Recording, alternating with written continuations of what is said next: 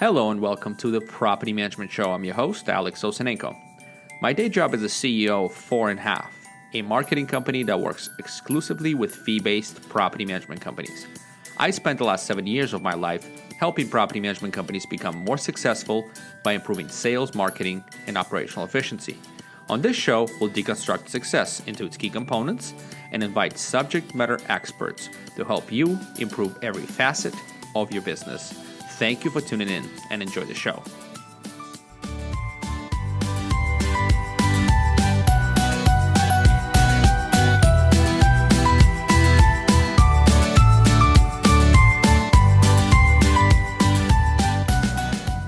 Hey guys, welcome to the new episode of the Property Management Show. I have a very cool guest today, and some of you who are, watching this on video, could probably see it's a little bit different than usually. We have a bunch of guys here talking about all their experiences. Well, today I have a very pleasant lady. Her name is Kasey McDonald. And Kasey and I met in Australia. In fact, she's not even from US. She's from Australia. But she's incredibly sharp and committed to her trade. And her trade is essentially training BDMs and sort of running a consulting business that helps Australian and US property management companies grow and scale, specifically taking care of the sales element, the business development manager element. Kasey, how are you today? Yeah, great. Thanks. Yourself, Alex?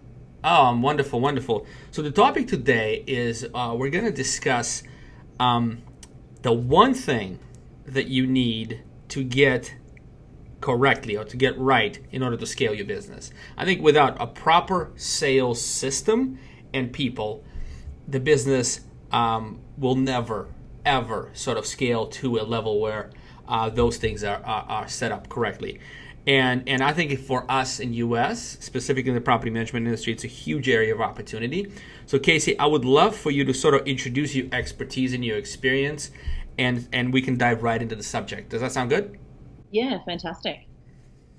First of all, thanks very much for having me on the show, and it was certainly lovely to meet you when you were over in Australia. So thank you very much for the opportunity, and hi everyone in the US from Australia. As Alex said, my name's Kasey McDonald, and I work for a company called the BDM Academy, which is a consulting and mentoring coaching firm to improve the skills of the business development manager. My experience is approximately 19 years in real estate.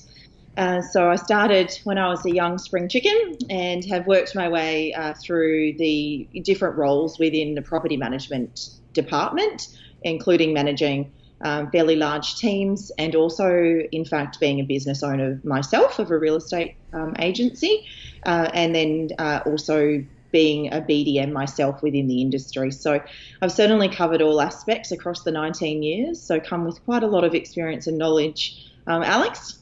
Yeah, well, that's fantastic, Kasey. We're lucky to have you, really. And guys, I do have two sponsors I'm going to talk about later in the show as we progress through this interview and conversation with Kasey. The first sponsor is NARPM, National Association of Residential Property Managers. Awesome organization. The second one is the PM Growth Summit. This is the conference that I co-run, co-organize, co-found, if you say. And we have some exciting news to share on the next event. So those two sponsors. Let's dive right in. I really want to hook this correctly because right now, Kasey, believe it or not, there's a bunch of people sitting on the edge of their seat waiting for me to ask this question. Mm-hmm. You ready? Yeah. Okay. When do I hire a BDM? When do I hire a business development manager? When, Kasey? Look, it's something that we always get asked as well in Australia, so I certainly am familiar with this question. I think it comes down to your individual business and certainly where you want to take your business. For myself personally, I did it when I actually reached around 50 or 60 properties. And then because I was the business owner myself performing the role of the property manager, I then stepped into that business development role. So I was certainly able to do that a lot quicker, financially, of course. Being the business owner, I didn't then have to spend a separate wage, so to speak, and or additional incentives. But by doing it at that stage, I was able, sorry, to excel my business from between 50 to 60 under management to a net growth the next year of 127, which took me up to approximately 213. That's So fantastic. Can I get a clarification? So when you stepped into the BDM role yourself, did you actually hire somebody for the property management position, or you just added more work for yourself? no, I actually hired someone for the property management position. Yeah, so Good. initially, of course, they, weren't full time. 50 or 60 properties aren't going to allow for that. But because we had quite rapid growth within that first 3 months, by me being able to be dedicated, and I think that's the most important thing, is a part of that BDM role is that you have to be consistent in those sales techniques and tasks and activities that you need to do. And I just wasn't able to do that whilst I was managing a portfolio. So once I employed the property manager and was able to get stuck right in, we definitely saw that great growth in that was only the second year of business. So 120 net new managements in 1 year, right? That's 127 I got in that 1 year. Yeah. Very cool. So, question: at that time, you were not a part of BDM Academy. You didn't know what you didn't know. I suppose you knew something. How did you figure out what to do? Was it all intuitive, or you just kind of read books? What'd you do? I think it was just a combination of all the years' experience within the industry. But to be quite honest, I looked at exactly what you do as a real estate sales agent and duplicated that into the role.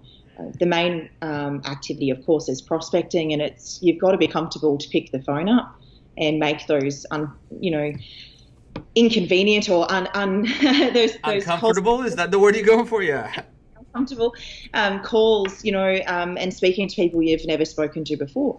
Getting out and having your own, I suppose, personal branding, not just a part of the company, and going out and meeting new people, attending networking events, and really getting out of your comfort zone. And, it's certainly what's expected as a role as the person who's conducting the role as a BDM. So, look, I think it kind of comes natural for me. I'm not a shy person. So I felt comfortable to get out there and perform those duties, whereas I know some other people don't. So that's definitely an attribute you do need to consider when hiring a BDM as well. Gotcha. So the progression for our listeners, the case you took is, being a property manager, hiring somebody into that position, walking into the BDM role, looking at, hey, what's comparable? Real estate sales looks pretty good. Why don't I just figure out what these guys do, apply to the industry here? And she was immensely successful doing that. I did want to dig in a little bit deeper before we go to the next little bit of a sort of a shifted topic. You said prospecting. Being uncomfortable. I understand that. There's some real cool systems and methods for prospecting without a lot of uncomfort. But what is or discomfort? What is your sort of methodology for prospecting? Can you give us any tips? In regards to specific tasks, Alex? Just prospect. Yeah, picking up the phone. Who do you call? When you call? What do you ask? Do you even pick up the phone? Do you walk? Do you just walk in? Yeah, look, I actually found that a combination worked for me, and I would pick up the phone. So I actually would spend the time of doing what we used to call an hour of power, an hour call connection. So I would sit with the sales team, and we would actually do that after hours, 1 day a week, where all the sales team would stay back, and including myself, and we would just get in and call the database of people that we had, which for me, I would be ringing people who attended the for sale open home inspections from the salespeople's list. I'd be calling people who attended my open homes from rental's perspective in regards to, do you and or your family members have any rental properties? Mm-hmm. So it was those types of conversations. It was probing questions. I'm here to help you. If you're looking to buy an investment property, please feel welcome to call me if you would like a rental appraisal. If there's any questions that you would like to know about investing and what actually happens throughout the process of finding a suitable tenant, etc. So I wanted to be there as the information provider for them, not just the person who was doing the sales pitch of, you should come to us and have your property managed by our agency. Gotcha. One tip I can share is I found this while I do have a long sales career while I was doing mortgages. It was like way back when. You call it spring chicken, yeah. So calling people and asking them to refinance the house is sort of a big ask, and they don't trust you at all, and why would they? But if you calling them and inviting them to a workshop, right, that talks about all the current rates and why the 30-year fix is different than 15-year fixed, where the rates are heading, and how to sort of manage their mortgage payments to create wealth and all those things, people sort of respond to that very, very differently. They usually send me some information. It's like, hey, what is your email address? You take their email address down, and now you have it in your database. So that's a lot better, a lot more comfortable phone call, because you're, as you say, you're being helpful, right? You're not being intrusive. You're being intrusive, but with you offering something for nothing, help, and that's good. So I recommend a lot of my property management folks I speak with have regular seminars, webinars, whatever you have, maybe even quarterly, and just basically you do prospecting to fill the butts, right, in those seats, and then you actually deliver really good content in those seminars, and the closing ratio is fantastic. Yeah, absolutely. Am I able to share, Alex, something that I did do that was a little bit outside of the box that worked really well for me? Yeah, that'd be awesome. Outside the box is the best. Yeah. So I wanted to develop a little bit more of a relationship with my tradespeople. So, my electrician. Sorry, just the translation here for the us US people. Yes. Tradespeople meaning vendors, right? Vendors that service your company, right? Yes. So, Okay. like the contractors, like your electrician and plumbers, Mm-hmm. those types of people. Yeah. So I was very fortunate as to where my office was located, beautifully across the road from the beach, and I had a fantastic park. So I thought, how can I take advantage of this to draw people to my agency? And I thought I would start with the contractors or the vendors, and what we would do is a quarterly barbecue. I would supply the beers and the sausages, and they would come along, and I would just network with them.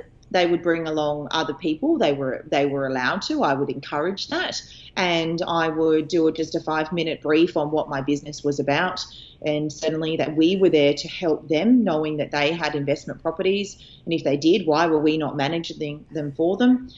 So I was able to obtain new business directly from those people who worked in conjunction with us, and then alongside of that, their friends and family. Sweet. So referral network, so strong referral network, the foundation of building that is really awesome. I like this tip.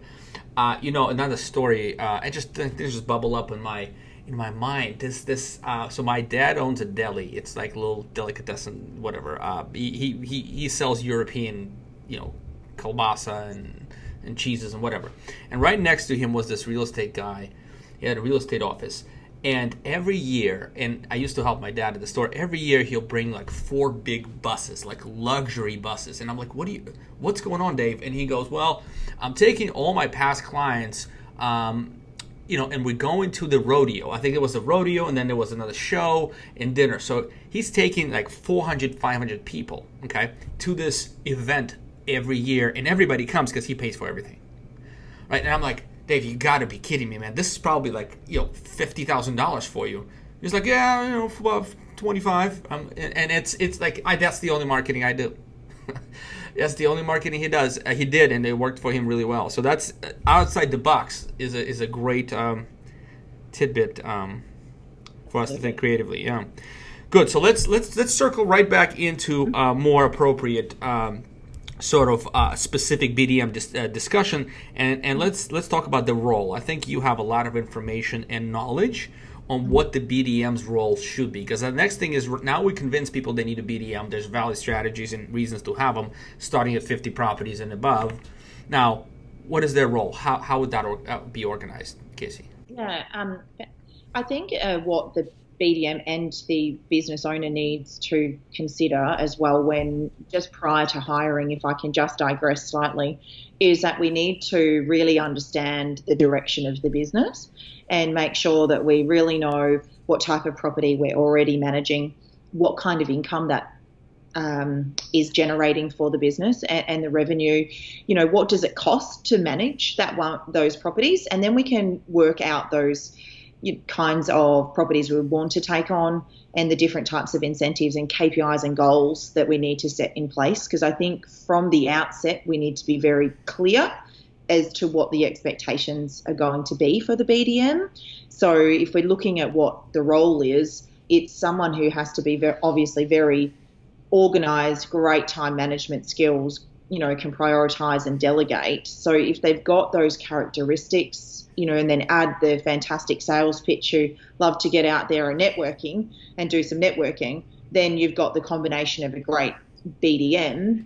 But in saying that, if they don't have a direction, and I mean an expectation from you as the business owner, as this is what I expect from you, this is the kind of goals and targets that we're aiming for, this is the kind of growth phase, how long it's going to take us to get there, then really what are they working towards? So I think that's something that you definitely need to consider and sit down and understand before you do hire the BDM.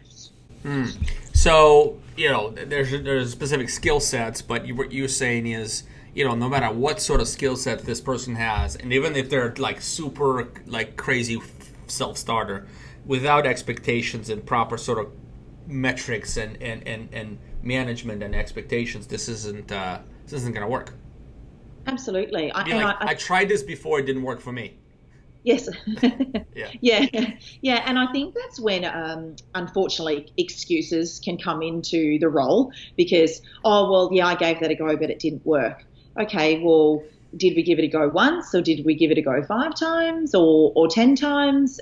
So if we've got some goals in place, and I think then that's looking at the skill set of that BDM. Are they a self-starter, like you suggested, or is it someone that may need a little bit of a push every now and again? Is it someone that needs the pat on the back, thanking them for their appreciation all of the time? So looking at your individual person that you're hiring is then you can base your goals and targets around that as well. Interesting. So you fit the goals and target to the personality that you're bringing on rather than actually the other way around. Interesting. Rather than have everything sort of in place and then you kind of pick the right person. I'm going to dig in. Let's put a pin in this one. I actually want to explore that a little bit, but I still want to talk about the role. So let's say, I found a good person. So she's awesome. She's an outgoing person. Right traits, as you mentioned, a networker, type A, whatever. What's sort of how do we set up this sort of, how do we tell them what to do? How do we set up a job description? What is sort of, can you just give us a framework a little bit? Yeah, sure, absolutely. So initially what I would do is, sit down and I suppose assess that skill set that they've already got. And that's what I mean by looking at those goals and targets. I think it's about being smart with those, because if you set the goals and targets too high and they're unrealistic for that particular person and, of course, your business and its location, you're not going to reach them. Therefore, then it's going to be disheartening for the BDM as well. And all it's going to be is that conversation of we didn't get to target. So I think it's then going through each individual activity and looking at, okay, what are all the different prospecting methods that we can be doing? We've got calling, we've got newsletters, we've got workshops. So it's honing down on those and saying what's going to be our priority for the first 3 months, what's going to be our priority then, 6 months after that, and even taking it back further and saying what are we going to focus on in our first 30 days? Is it, contacting our current database that we've got sitting right in front of us of existing owners and tenants and giving them a call and, making sure that the service we're delivering to them is second to none, because we don't want to grow the business and it go back out the, back door at the same time. So that would be specifically a task that I would get the BDM to do initially, is to call all of the current clients and make sure that the business is working and that they're very, very happy with what the property management team is certainly doing, and then start that growth phase of, do you have other properties? Do your friends and family have other properties? How can we assist them, etc. So I think if you really, really break down all the individual tasks, that a BDM would do, and that's just one. Just making telephone calls is certainly just one task, but you can break it down as to the different types of calls we can be making. We can be doing cold calls, current calls, calls to your professional services, so accountants, those types of people, and making sure you're building that referral network as well. Gotcha. So this is This is really good tip. I want to come back. I want to take a few minutes and talk about NARPM a little bit. But I want to go back after we do a quick sponsor piece. I want to go back and actually ask you to list out some of the activities that you mentioned, because I think it will be really helpful for people to scope that out. But I really like your tip about calling the current clients. What an ideal way to get introduction into the business itself. Again, have another touch with the client, show them that you care. What a win-win. That's amazing. In fact, what I do with my new salespeople, they they actually do work buys in customer offices. So like Anna just sent and spent a whole day with Joe and Sheila Stokely. That's our customer here locally. They have an awesome business, really fast growing. He was actually my previous podcast interview. And so she just spent a whole day just shadowing them, right? I mean, how much you're going to learn about property management from books? A fair bit. How much you're going to learn about, also when you read a book, you actually implement and look at the business. So this is fantastic advice. Calling them, I would say even taking them out for lunch if they're local. Yeah, absolutely. I think more communication you can have with your existing clients to make sure that the service that's being offered and the way their property is being managed is second to none. Because at the end of the day, they're your spokesperson out there. They're going to tell their friends and family at those barbecues and luncheons, Christmas dinners, that, hey, if you've got a property, you should get Kasey to look after it because she's fantastic and this is what she does for us. So they're your spokesperson out there without you even knowing. Absolutely. So that is really good tip. So we get into this. Now let's talk about my first sponsor, which is NARPM. And I mentioned already it's NARPM.org, National Association of Residential Property Managers. Specifically, I want to talk about their designation courses, which is RMP, Residential Management Professional. And then if you sort of pass the RMP and have been in business for a while and pass some other criteria, you can apply and study for and hopefully graduate for MPM, Master Property Manager. Now, the Master Property Manager is, every single one you meet, and you go on the NARPM website and actually look at the list, every one of these guys and gals are incredibly successful business owners. Not a single one of them is sort of, okay. I mean, they're all sort of forward-looking and amazing individuals. So you should be one of them. And, this is one of the most effective ways to move your company forward. You have this incredible resource. By the way, classes can be taken online. They can be taken at local chapters. They can be taken in state conferences, national conference, and so on. So what do you get out of it? Well, you get coached, right? You get coached. You talk to people. You get coached by people who've done this before, and so you don't have to make the same mistakes. You discover new revenue streams. There's people making all kinds of different interesting services to their customers and getting paid for it, and you should too. You build a great support network, and more importantly, I think you discover deep friendships that last for a long time. And a lot of NARPM members visit each other's offices, and they do the work buys, and they share information, and there's nothing better, I think, than for you to invest in either one of these designations. So just, if you're not a NARPM member, check them out at narpm.org. So, love this organization. That's good. Now, I promised that we're going to go through some of the activities that you recommend. Now that we are back to your present self, which is, uber knowledgeable in the subject, and what would you what would be the activities and how would you rank them for starting BDM? Well, I think first priority definitely is to develop that relationship with the existing clients, number one. And we certainly need to do that. And that's with also your tenant. So not the owner of the property, but also the person renting the home. Okay. Yeah. I'm not too sure, obviously, exactly what it's like in the US, but we do find, and to be quite honest, I certainly was one of those.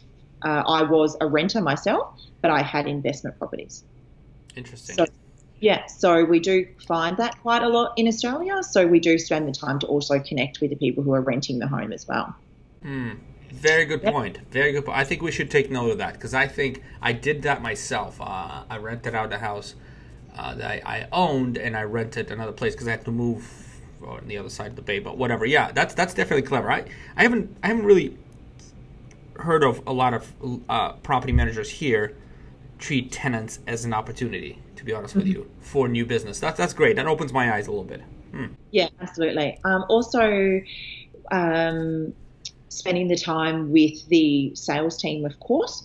So I used to spend a lot of time attending their sales meetings to understand what their listings were, because you have a prime opportunity that should that owner of that property decide not to sell, or there's no particular person in the market who's looking to buy that home, then you should be that next point of contact for them to say, well, hey, let's lease the home out for 12 months until the sales market improves. So I have to sort of translate too, because a lot of our property management entrepreneurs have sales divisions, but a lot don't. They just do management. I think in Australia, most people do both, right? Or, at least most. Yeah, there is a good combination actually, Alex. So there is some that do both, and there's still those property management only agencies. So if there are the companies that are doing that, I would form a connection with some local sales team members. So just because they have an on-site property management team with them doesn't mean that those property managers are being proactive and forming the relationships with the sales team. So why not that be you? And you start to form that relationship and say, every time you've got your client, whether that's an investor client or potentially you're not able to sell that home, please don't, give me a call. I'd love to be that first point of contact for your client. So send the BDM to your referring friendly local sales office on their monthly or weekly meetings, and I will help them out. And you'll also have a presence there. Great tip. Awesome tip. I think just as good as the first one. All right.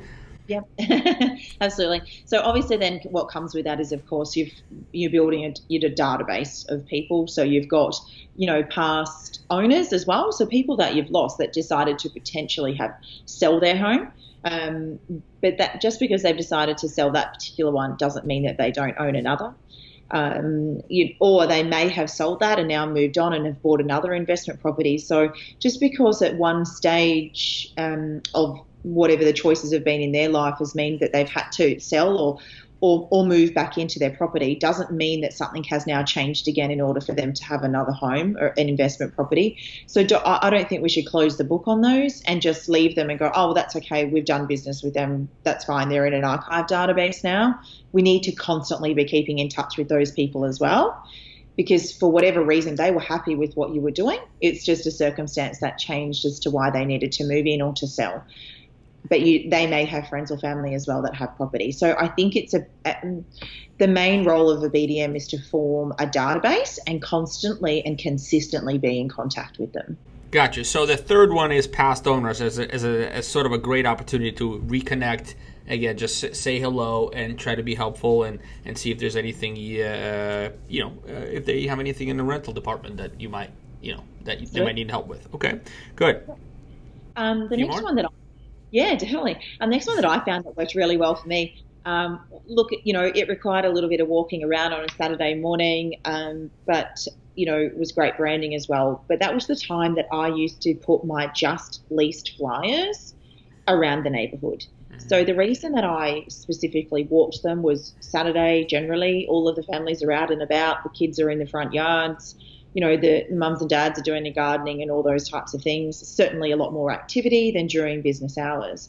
And what we would do is if we leased a home specifically in a certain street, I would letterbox drop personally that entire street of a flyer, just photo of the front of the house, a bit of a description and what we achieved and how long it took us to achieve that. And I would place it in the letterboxes. Out of that, by walking them, I was able then to connect with those neighbours who would say, oh, yeah, I saw that you leased that house down the road. What did it go for, Kasey? And, you would share, obviously, that information. Oh, great, yeah, we were thinking maybe we would sell or maybe we'll rent. Wasn't too sure. We're kind of up in the air. Oh, great. Well, while I'm here, is there an opportunity? I'll have a quick look. I might be able to do a brief appraisal for you. Nice. And let you know kind of where your home would sit in the current rental market so that it's a bit of food for thought for you. So it just allowed me to get into more doors and it created more opportunities. That's awesome hustle. I love this sort of pound the pavement, we call it over here, right? Pound the pavement and talk to people. That is excellent. Excellent. So you recommend a BDM sort of commit to that, and I would imagine, Kasey, you would do it only in the neighborhoods you really want to manage homes, right? Be targeting the specific nice high end properties or whatever. Maybe it's not the high end, maybe it's the low end you want because you want all the maintenance. But in any case, that sounds interesting. All these, the top four, I'm telling you, I think maybe if 10% of the people do that, I'd be very surprised. All of these are sort of unique, really cool. What do you got in 5? What have I got for number 5? So I think the next one would be to develop the relationships with the professional service industry, or that's certainly what we call it here. So I'm talking about your accountants, your financial planners, who else have we got? Like tax depreciation companies, those types of services, landlord insurance, those additional services, and that can provide value to your client as well. So it's when you were talking about, in the mortgage industry, you're calling and saying, we've got a workshop because let's talk about maybe how the percentage rates have changed and how we can assist you in reducing your mortgage repayments. So why not develop relationships with those types of people and then conduct things like workshops and investment seminar nights where you invite your existing clients and or clients within the public that you haven't got on your database, and saying we're holding a free seminar and we're going to have these specific people. We're going to have the local bank manager, we're going to have an accountant, and each of them just talk for 10 or 15 minutes but share some really valuable information. Because I think sometimes what we can get hung up on is that we talk about as a BDM, oh, you should just have your property managed by our agency. But sometimes we don't give them the content or information that they're actually seeking. So we need to make sure that that's what we are. We're an information provider. And I think by having those referral relationships with those clients, then in return, you're sending clients to them and they're sending clients to you. Fantastic. So this is a great bit 5. I think you got to keep the rest for the PM Grow Summit keynote you're going to do, right? Okay. Sure. Yeah? Well, we're going to talk about it right after the show, but this is a good point. I usually space between sponsors, but I'm going to do a quick PM Grow infomercial real quick. So, last year, the summit really sent shockwaves through the industry, and this year we're looking to really take it to the next level. I mean, frankly, we were stunned and by the passionate feedback we got after last year's summit. And the term shockwave wasn't something that we invented. It actually it was part of the feedback that we got. And the reason PM Grow Summit is different from any other conference in the U.S. is that we cater to sort of intermediate and advanced professionals that crave actionable content on growing their business. Andrew Morris from Realty Trust Services said this. He said, it felt like it felt like a TED conference for the property management industry. It was a fantastic opportunity. And some of the people, like I got phone calls that says, "Oh, Alex, I want to talk about PM Growth Summit, but maybe I'm too small for this. Sounds like you have a lot of big fish out there." Well, actually, I have the data in front of me. We did a snapshot and surveyed all 164 attendees last year. And let me just share the number of properties they manage, number of doors they manage, and the percentage of as a whole group. So we have 10% of the attendees managed 0 to 100 properties. Okay, 7.4% managed 100 to 250. The vast majority, 38%, managed 250 properties to 500 properties, and then we had a lot of people over 1,000, and a few, actually 25%, with 500 to 1,000 properties under management. So we have all sorts of sizes of property management companies represented. What unites them all is the sort of drive for growth, right? They're looking for ways to get energized and to learn what to do to move their company forward. So hopefully Kasey will come out and speak to us as well and reveal a lot more due to talk. And the PM Growth Summit, just one last bit, is January 31st, February 1st, and February 2nd in San Diego. It's in a beautiful U.S. Grand Hotel in the Gaslight District. Have you been to U.S., Kasey? No, actually, I haven't. Dude, San Diego is as good a place as any to get started. So, anyway, looking forward to that. All right, let's shift gears. So we had 5 sort of activities that you recommend the BDM can start with, and that's good. But how do you measure and track the success? Like, it's not always contracts, because they're going to do all that work. We call it in sales building a pipeline, right? They're going to do all that work building a pipeline, and they're not all going to start coming in, right? The agreements are not going to all start coming in all of a sudden. It's going to be some time. So how do you manage activities, or what are the KPIs? Yeah, so certainly as a part of the coaching that I'm doing now is we look at breaking it down, and we set this specific target, certainly, and let's say their target is to make 10 what we call connects a day. So if their target is to physically actually speak to 10 people, that means we may need to actually have conducted somewhere between 20 to 30 telephone calls, in knowing that we're going to be leaving messages for those others. So we look at those ratios and we keep them on track with the coaching of, let's talk about how many call connects you have achieved. Out of those call connects, how many people did we add new to our database, so that we're always increasing the level of new opportunities moving forward. And then we look at, out of those, what opportunities did we get to conduct a listing appointment and an appraisal.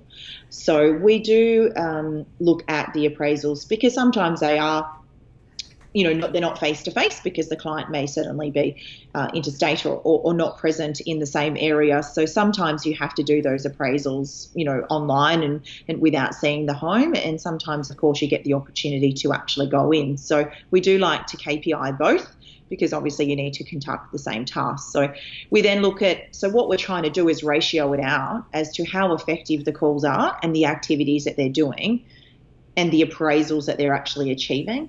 And then we look at how many appraisals they've conducted or listing presentations versus the actual connections that they've made, and they've got those management agreements signed. So we target all of those specific areas. So we put targets on those, and then we break them down and say, what were your actuals throughout the month? And we work through those areas. If we think that the appraisals are low, we talk about, well, why were they low? Where was your time taken up? Why weren't you able to achieve these appraisals? Why didn't we get to those call connections? So let's talk through what activities you did throughout the month that prevented you from being in front of people. Gotcha. So it's activity-based tracking. So because the contracts are not coming in, it doesn't mean it's unsuccessful. It means that we're still in a building stage. Now, you don't want to miss someone who's never going to work out for you, and they're actually not doing anything, or they're not doing a good job, and you're still thinking that it's just growing pipeline. In 6 months I'm gonna have the reward. They're gonna start actually booking business, but that never happened. Will never happen unless you track specific activities, right? So let's take. I like the specific examples. If you know me, I have a calculator, like literally like a real calculator right on my desk, because I like numbers. I like to convert things into numbers to be able to sort of evaluate them. But I don't want to do numbers just yet. Right? But owner tenant. So the first sort of activity you said, and I love that, it says, hey, make so many owner and tenant phone calls. In fact, talk to all of them throughout, let's say, 12 months, right? You mentioned. So would you break that up into a monthly goal and sort of then track that? Is that sort of how you propose doing this? Absolutely. So depending on the size of the agency, you would look at around 5 a week. So that would be 5 calls to current owners and 5 calls to current renters. And so that would be 10 calls just for that activity. Of course, you may not achieve or get those connections there, but then they just, continue to add on. So the aim is to ensure that every 12 months, you've made, I suppose, what we like to call a fluff call, a happy call, how are you call, not just to specifically, talk to them about the negatives of owning an investment property, and that would be maintenance, or that your tenant's not paying rent and those types of things. So it's meant to be the nice call, and that would be KPI'd on approximately 5 per week. But again, it depends on the size of the business already. I hear the recurring theme in our conversation. You keep saying database. So let's actually. So I'm gonna step in here and mention this, because I found that this is the opportunity a lot of my customers and the property managers as a whole miss out on. Everything comes down to building a database, doesn't it? Absolutely. And a lot of people don't. Like, it's just not. There's not a good system in place to keep track. But like all this handshaking that you've done, pounding the pavement, is sort of minimized to almost nothing unless you continue to stay in touch with these people, right? Correct. So and we partner with a company called Lead Simple. I highly recommend you take a look at that CRM system. There are others out there. You can use anything. Just use something. Okay. Database is so essential, and you have to automate that little touches and make sure that your business stays in front of them. And that's how you win, right? That's how you build the database. So if you're a potential BDM listening, if your broker does not have a way to build a database, or to provide you with a way to grow a database and continue to stay in touch with these people, then you probably won't be successful. Is that fair to say? Yeah, absolutely. Because, well, if you can't, and I suppose if we go back to that activity where I pounded the pavement and I was handing those flyers out, and they're the opportunities, people, on a Saturday morning said, sure, Kasey, just, come on in, have a quick look. It'd be 5 minutes and I'd be in and out, but it was just to certainly get a good understanding of their home as quickly as I could. I would obviously then send them a follow-up letter in the mail, thank you for your time on Saturday and allowing me into your home. Their details were added to my database. It was then every month they got a newsletter from my company. See, that's the thing. They're getting something from you. Right? Then, when we would do investment seminar nights, they got invited, and so they were always then constantly in some touch point, were in contact with our agency. Gotcha. And then we take and spin this to another side, tracking activity. If you don't have a CRM or customer relationship management, if you don't have a system to track these things, how are you going to track activity, right? I mean, to me, that's so I've been working with CRM, so I'm professional. My profession is sort of sales, right? I've been doing sales for forever, just like you maybe and a lot of other people here. But without CRM, you can't track anything. Or have you found methodologies to track things without actually investing in a software? Look, I don't think that you can, because if you've got that new person entered into your CRM, you can clearly see how many touch points you've had. You would have your follow-up telephone calls on there. It would show you that you've posted a letter. It would show you that you've emailed them a newsletter, all of those different things. So certainly then when you're looking at a monthly performance review of your BDM, you should be able to go into your CRM program and see all of those different activities that have been conducted for your database. How many new people have been entered? How many people have been asked to be removed? It's just as important to understand that, to know what's potentially not working in regards to your marketing that you're doing and the touch points you're having. Kasey, this is such an important subject for me. Go to Lead Simple, guys, leadsimple.com, buy the software, and don't tell me oh, Alex, it's just me right now. I don't need that. Well, you do. You need to start building that database. You need to understand the system, so when you bring a BDM into the fold, you'll already sort of be able to train them and coach them and understand how to manage their day-to-day processes, their activities, track and make sure they're successful. So check out Lead Simple, or go invest in any other CRM if that doesn't work for you. But do it. I think that's a great advice. And even if you're not ready to hire BDM, it's a great way to get started and organize and start building a database. Did want to mention one more thing. I had a really good interview with Andy Probst about buying and selling a property management business. And there was a lot of things we talked about, how the business gets valued. And I think the one thing that I would be looking at as a savvy buyer of a property management business is a big quality database. Like that, nobody's really looking at this right now. And that is so vital.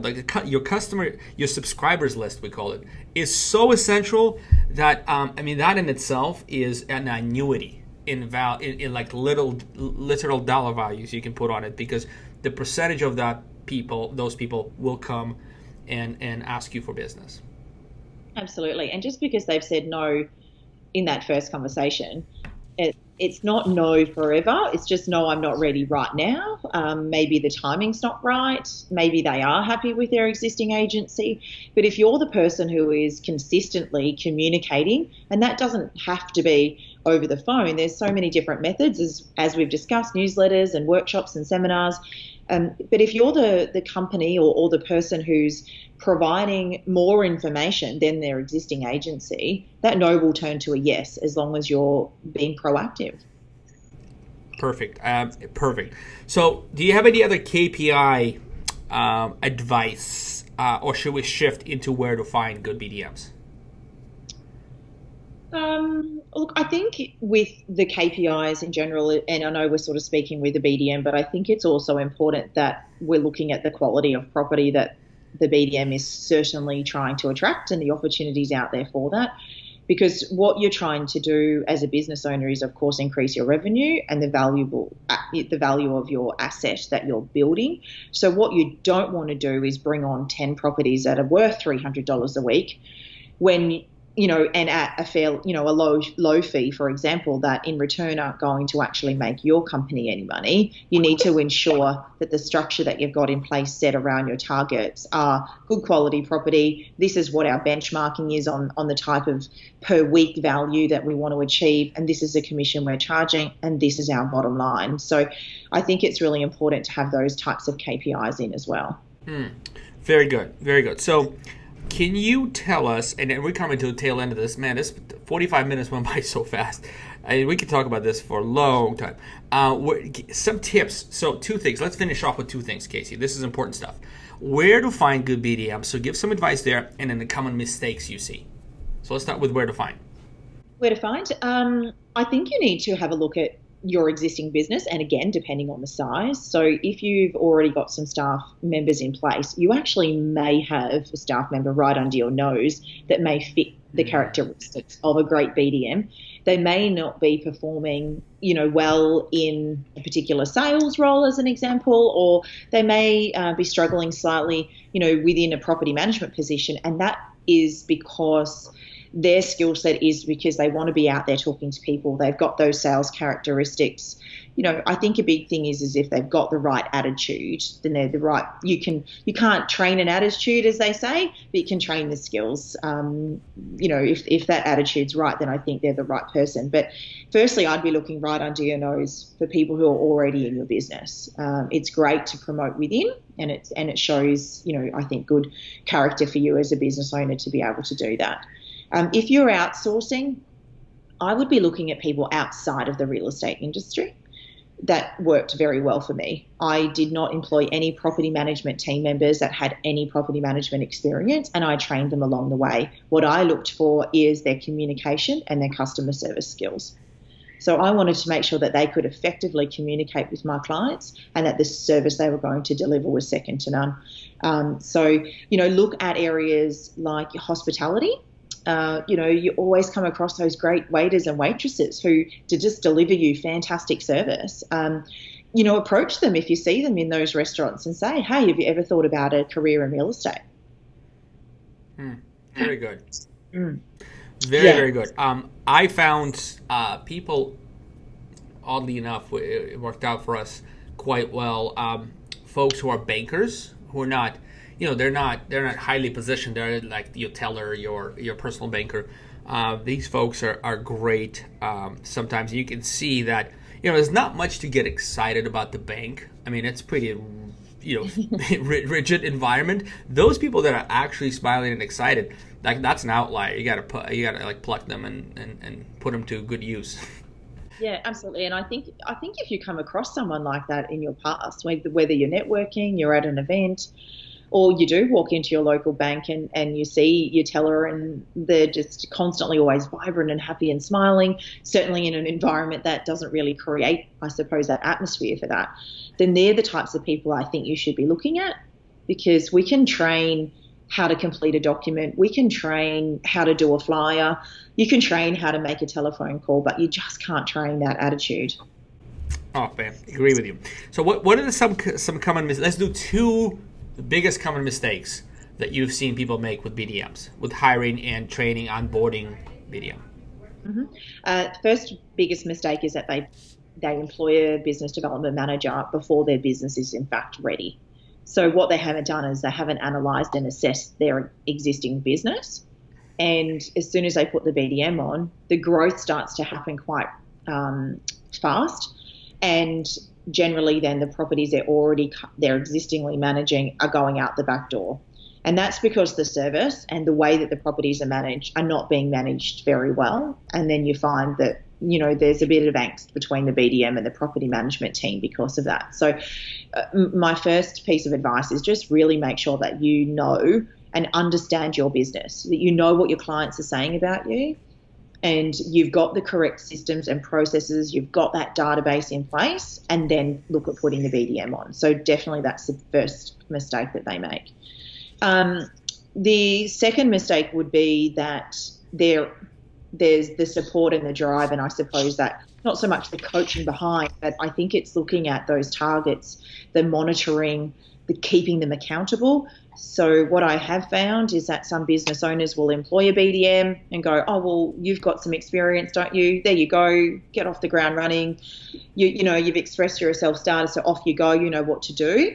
And then they're just left to their own devices. No one's checking in on them. No one's monitoring their performance. No one's keeping them accountable on their tasks.